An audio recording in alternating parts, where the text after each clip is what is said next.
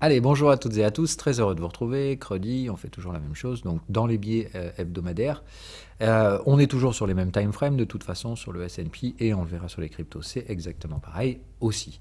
Euh, je me suis mis ici en 4 heures, et j'ai remis du coup les canaux de tendance ici, que vous voyez peut-être pas forcément de ouf. Je vais peut-être le durcir un petit peu en termes de visibilité. Ça va être ça, tac, je vais les mettre un petit peu plus noirs, normalement comme ça vous les verrez mieux. Voilà. Donc l'intérêt c'est ici de dézoomer, hein, de passer juste un cran au-dessus. Je vous rappelle, vos canaux de tendance sont les contextes de l'UT inférieur. Donc là, ce que vous voyez ici sont les contextes horaires. Donc c'est bien, ça vous permet de visualiser la structure de flux. Donc la structure de flux, comme on l'avait vu, ici on avait le premier, là le deuxième, hein, donc vous voyez, ça monte à travers le canal de tendance, ok, hop, ça renverse, les fameuses troisième bornes. Et puis donc, on avait eu cette conso un peu profonde, un petit peu particulière, qui a donc possiblement même à un moment donné quasiment ressemblé à un début de flux baissier. Et puis non, donc ça y est, les boules ont repris, et effectivement là on est donc dans ce troisième flux qui est en train de commencer à nous déborder gentiment les anciennes résistances. En tout cas, on essaie de s'installer par-dessus. Alors évidemment, on s'attend à ce que ce soit un peu bruyant. Et puis, si vous vous rappelez ce que je vous ai dit dans le brief hebdo, la structure hebdomadaire qu'on a m'invite à penser qu'on va faire des inside bars. C'est-à-dire que cette semaine, on va peut-être pas forcément déborder le plus haut de la semaine passée. Donc attention, ça peut être un peu piégeux dans la zone actuelle, hein. Mais pour moi, ça reste le schéma le plus facile à identifier et à trader, d'accord ?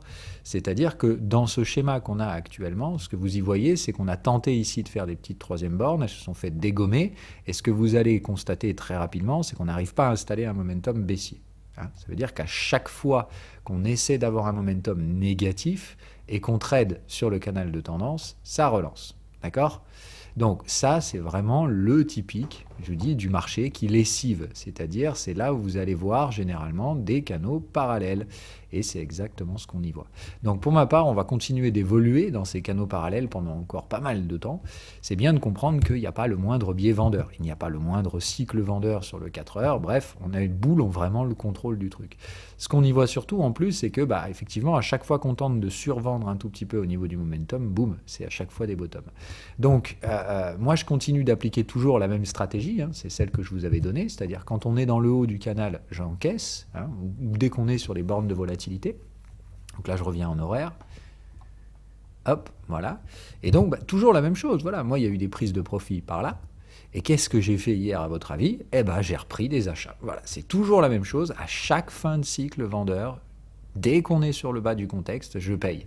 Puisque si vous comprenez bien, ce bas de contexte, c'est le canal de tendance qu'on voyait tout à l'heure. Donc, si on est dans ce schéma de lessivage, c'est-à-dire, concrètement, c'est pas compliqué, ça vend en haut et ça rachète en bas, et c'est probablement la meilleure des structures à faire, tant que, pour ma part, on ne sort pas de ce canal. Donc si on joint les deux éléments et les deux bouts, je vous ai dit, cette semaine, on aura probablement du mal à casser le plus haut de la semaine, mais en attendant, on a toujours ce canal qui nous supporte. Vous comprenez que j'ai bien l'impression que cette semaine, on va passer pas mal de temps à faire mumuse sur le bas de canal avant probablement d'espérer relancer une fois de plus, peut-être la semaine prochaine ou la semaine d'après. Donc bref, pour l'instant, pour moi, c'est donc plus attentiste, c'est-à-dire j'ai encore payé hier, mais j'ai récupéré les profits un peu plus vite, cette fois, dans le biais de mon contexte hebdomadaire. Maintenant, il n'y a pas de raison de s'inquiéter. Encore une fois, je garde tous les trades de ce flux à l'achat.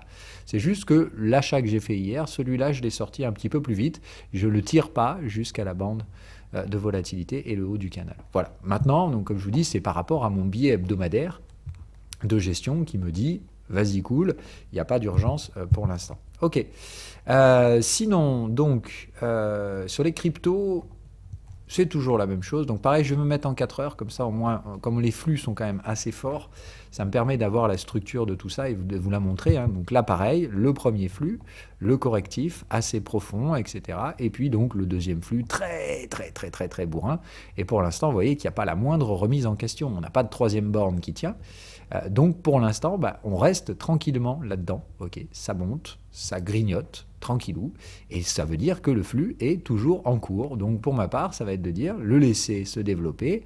Quand on aura, si on a à un moment donné la cassure de ces contextes, oui, ok, en horaire, on pourra se dire on entame le repli en vue du troisième flux. Hein. C'est-à-dire que derrière, dès qu'on viendra frapper les bornes de volatilité en horaire, les bornes basses, après une troisième borne qui aura tenu, je me remettrai personnellement à l'achat. Pour l'instant, il n'y a rien Ça tient pas, les troisièmes bornes. Donc, si on les casse à chaque fois, c'est pour moi juste le signe qu'il faut rester acheteur, point barre. Donc, il n'y a pas de raison de se mettre contre ces trucs-là, en mode ça va tomber, c'est monté trop haut, trop loin, ce qu'on baragouine déjà depuis plusieurs semaines.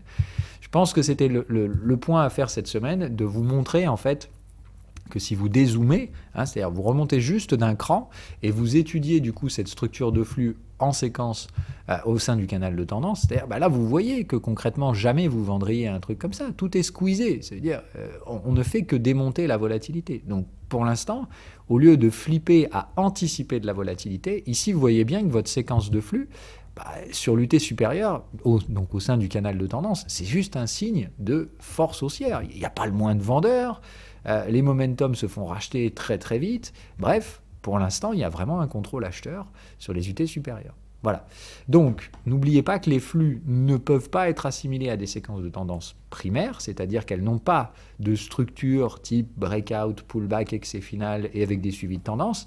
Les flux ne sont que des mouvements de prix dans des UT inférieures à la gestion du risque. Mais ça peut être apparenté à de la tendance, c'est-à-dire ça reste un déplacement directionnel du prix. Donc c'est vrai que dans les séquences de flux, ça peut être pas mal de temps en temps d'aller sur l'UT supérieur pour regarder le comportement des prix par rapport à ce canal de tendance. C'est-à-dire si votre UT de gestion du risque est en hebdomadaire, vous tradez les flux par rapport à la volatilité horaire, ok, mais ça ne vous empêche pas de regarder comment les prix réagissent au niveau du canal de tendance en 4 heures. Voilà. Après, comme je dis, moi j'ai souvent cette habitude de jongler entre ces deux time frames, l'horaire et le 4 heures, c'est-à-dire que je trade toujours dans des contextes horaires, d'accord, mais ça ne m'empêche pas de regarder comment se comportent ces prix sur l'UT supérieur. Dans ce cas-là, je regarde le comportement des prix par rapport au canal de tendance. Et si vous l'avez compris, ce qu'il faut retenir de ça, c'est que quand vous avez des signaux de tendance sur le canal de tendance, ça vous montre encore une fois que les flux sont là et qu'ils sont forts, puisque les flux ont des apparences un peu tendancielles. C'est souvent pour ça d'ailleurs que la plupart du temps, les gens mélangent les deux et appellent n'importe quel mouvement de prix une tendance. Ça, pour moi, ce n'est pas une tendance, c'est un flux, ça va chercher une zone de valeur, et pour ma part, je vous l'avais dit, on n'y est pas encore sur cette zone de valeur. Il pourrait y avoir une rejection sur les 1750. D'un point de vue gestion du risque, c'est quand même une zone qui pourrait bloquer un peu à court terme, mais tant que le flux ne s'arrête pas sur cette zone, il peut tout à fait la traverser et réaccélérer à travers d'ailleurs. Donc bref, le message pour moi c'est toujours pareil, à court terme, prudence, pas de raison de s'inquiéter. On arrive sur des niveaux où pour ma part, il n'y a plus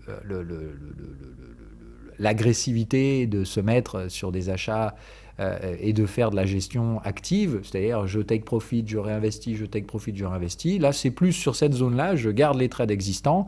J'en prends quand même encore quelques petits, comme ce fut le cas hier, mais pour ma part, je reste assez attentiste maintenant, c'est-à-dire laisser courir les trades en cours tant qu'il n'y a pas de raison objective de changer de sens.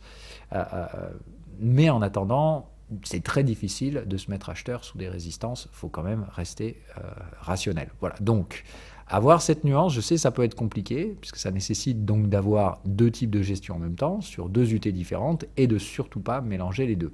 Et ça, c'est vrai qu'au début, ça peut être un peu difficile pour certains. Voilà, donc ceci dit, à moyen terme, tout reste très très bien orienté, pas de raison de se presser vers la porte de sortie du tout, mais c'est clair que acheter sous résistance, ça demande d'avoir une certaine psychologie, et ça, pour les débutants, c'est très compliqué, et j'en conviens tout à fait. Moi, j'ai un peu l'habitude, donc ça ne me gêne pas de racheter à chaque fois les supports de court terme, tant qu'ils tiennent, et pour l'instant, c'est toujours le cas. Voilà. Allez, ce sera tout donc pour ce mercredi. Je ne vais pas vous faire non plus un blabla interminable. Donc, si vous rentrez sur les stratégies de flux maintenant, après quand même un beau run, c'est clairement le moment de réduire significativement vos tailles de position.